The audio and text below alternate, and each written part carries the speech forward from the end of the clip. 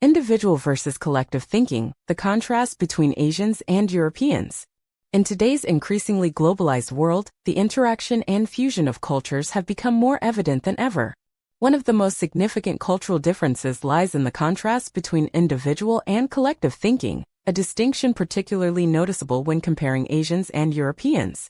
While it's important to recognize that no single mindset can represent an entire continent, these differences reflect the core values deeply rooted in each cultural group. In many Asian countries such as Vietnam, China, Japan, and South Korea, collective thinking plays a vital role in social life.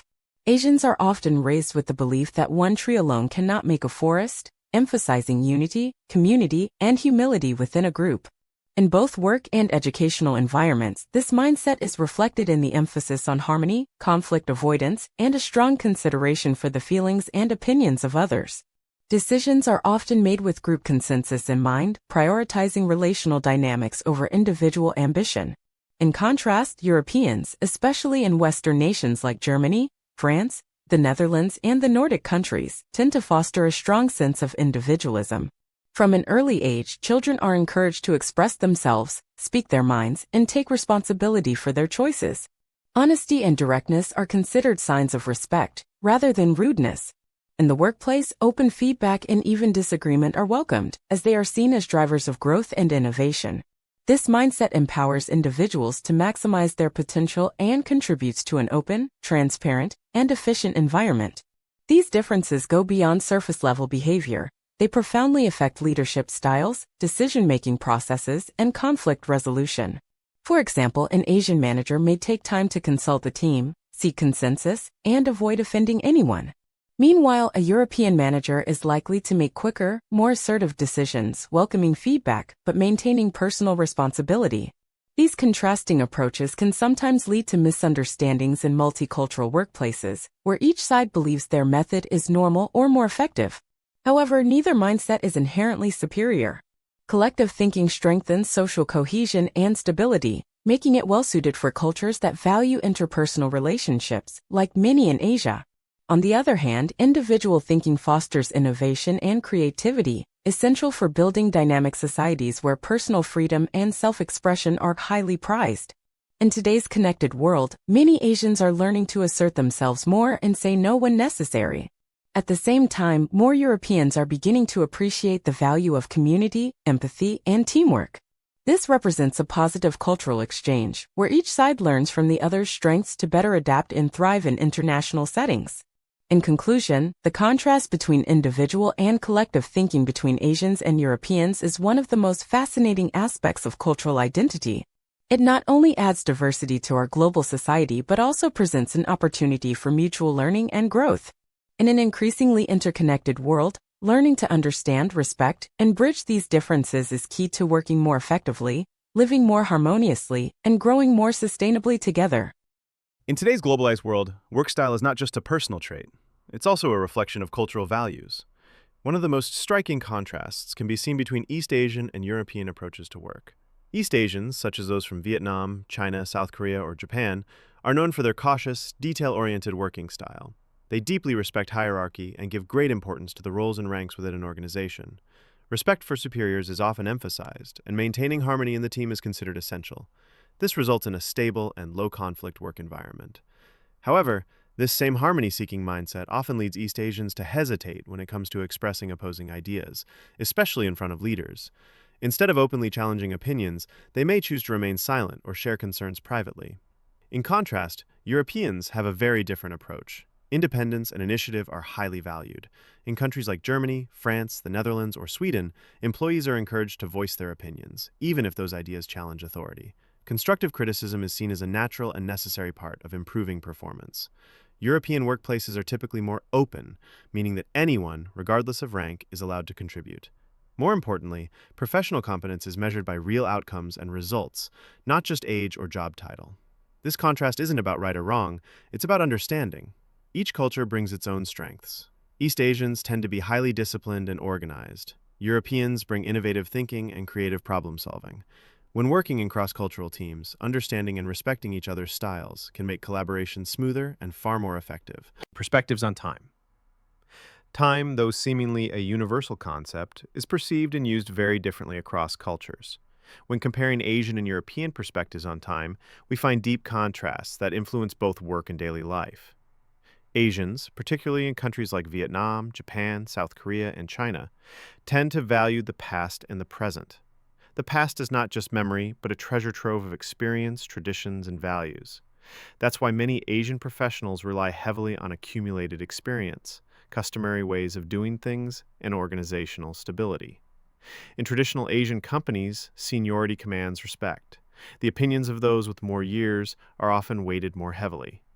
Decisions tend to be made more slowly, not out of inefficiency, but due to a preference for thorough discussion and consensus building. Time, to many Asians, should be used wisely, but can be flexible when necessary, especially to preserve relationships or avoid conflict. From a European perspective, this sometimes appears as a lack of punctuality or clarity, but in truth it's about prioritizing human connection. Europeans, in contrast, view time as measurable and finite. Time is a resource that can't be reclaimed, and so they focus intently on productivity, punctuality, and meeting deadlines. When working with Europeans, deadlines are often non-negotiable. Schedules, milestones, and deliverables are clearly documented and tightly monitored. Being late, even slightly, can be perceived as unprofessional or unreliable. This time-conscious mindset extends beyond work. Many Europeans live with a future-oriented mindset, planning vacations a year in advance, setting retirement goals, or outlining 5 to 10-year life roadmaps. For Asians, this may feel restrictive or overly structured, but for Europeans, it's a way of managing life and minimizing risk. Ultimately, these differences are shaped by history, education, and social systems. There's no right or wrong, only perspectives that require understanding. In international settings, recognizing this helps us adapt better, not stressing when an Asian colleague delays a response, or not being offended when a European insists on firm deadlines. Instead of conflict, seek communication. Instead of judgment, seek awareness. And instead of expecting similarity, learn to cooperate within difference. Family and individual values.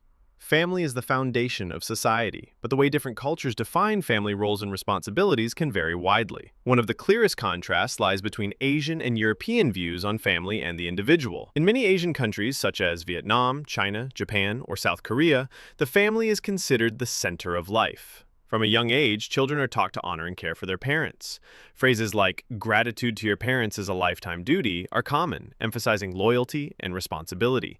As adults, many Asians feel a strong sense of obligation toward their parents. They often live near home, provide financial support, or serve as caregivers. Personal dreams are sometimes postponed or even sacrificed for the sake of family harmony.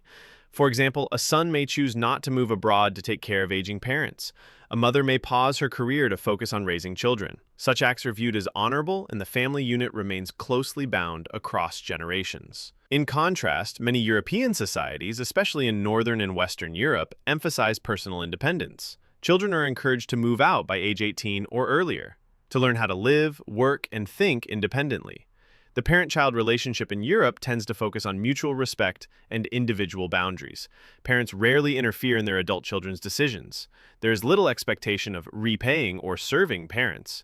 Happiness and freedom are valued more than duty. This can sometimes lead to misunderstanding. Asians may see Europeans as distant or emotionally detached. Europeans may view Asian family dynamics as overly controlling or restrictive, but neither side is right or wrong. Both systems offer strengths. Emotional closeness brings support and stability, while independence nurtures resilience and growth. Today, many Asian families are evolving. Parents are more open to their children's personal choices. They no longer insist on early marriage, living nearby, or following traditional paths. At the same time, more young Europeans are reconnecting with their parents, especially in times of need. When these values meet, we discover a beautiful balance, not choosing one over the other, but harmonizing love with freedom, staying connected without being dependent, being independent while rooted in care. Views on success and happiness. In every culture, the definition of success and happiness carries different nuances. In many Asian societies, such as Vietnam, China, South Korea, and Japan, success is often associated with academic achievements, social status, and external recognition. From a young age, many Asians are taught that success means studying hard, getting into top schools, landing a stable, well-paid job, all seen as the right path. Success is not just personal pride, but also a way to honor one's family and bring prestige to loved ones. Therefore, social approval is often viewed as a measure of self-worth. In contrast, in European countries, especially in Northern and Western Europe, success is more closely linked to personal happiness, freedom, and authenticity. Having a prestigious title or a large income is not necessarily the goal. Instead, success can mean doing work you love, spending time with your family, or living according to your own values. In Europe, quality of life, including rest, mental health, and personal time, is often valued more than career speed. A person might choose to live in the countryside, work independently, and still feel deeply fulfilled. And that, for them, is success. This contrast can lead to misunderstandings in cross-cultural settings. Asians may view Europeans as lacking ambition, while Europeans may see Asians as living under the pressure of others' expectations. Yet neither view is absolutely right or wrong. Each reflects deep-rooted cultural values. Today, more Asians are learning to define success for themselves, to seek balance and follow inner fulfillment. At the same time, many Europeans admire the perseverance, resilience, and family-oriented mindset often found in Asian cultures. When we understand this, we stop comparing and start respecting.